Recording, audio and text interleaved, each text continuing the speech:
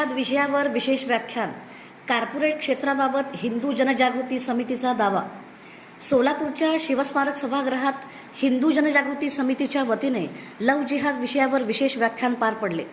यावेळी जिल्हा समन्वयक राजन बुणगे यांनी लव जिहादचे संकट कॉर्पोरेट क्षेत्रापर्यंत पोहोचल्याचा दावा करत हिंदू युवतींनी सतर्क राहण्याचे आवाहन केले. की मला मित्र हवा, मला मैत्रीण हवी आणि माझे विचार शेअर करायला कोणतरी पाहिजे.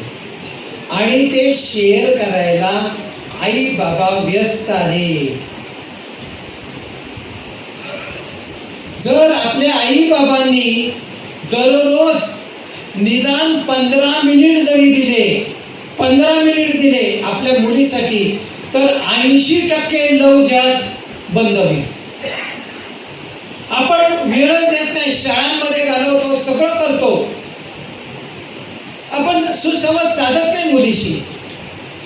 पैसे कमवण्यामध्ये किंवा अन्य काय जे असेल ते असेल, कुणाला वाईट वाटेल याचा विचार करणं गरजेचं नाहीये. वस्तुस्थिती समजायला पाहिजे आपल्याला. तसेच वर्षा जेवळे यांनी तणावमुक्त जीवनासाठी साधना, प्राणायाम आणि नामजपाचे महत्त्व सांगितले. डॉक्टर आठवले यांनी ना एक स्वतःच मानसोपचार तज्ज्ञ होते. त्यावेळी त्यांनी मानसोपचाराच्या विविध पद्धती शोधून काढल्या. त्यातीलच एक उपचार पद्धती म्हणजे ऑटो सजेशन्स, म्हणजे आपल्या मनाला योग्य सूचना देणं.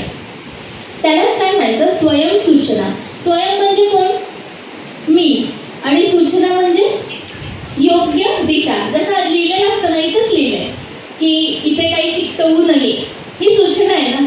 तसं आपल्या मनाला, लहान मुलांना पण आपण अनेक सूचना देतो, गरम तव्याला हात लावू नकोस, उघड्यावरचं खाऊ नकोस. तसं ह्या सगळ्या मध्ये परिणामकारक जर उपचार पद्धती आहे ती आहे स्वयं सूचना. मनाला योग्य काय करायचं हे सांगणं, त्याला ती सवय लावणं.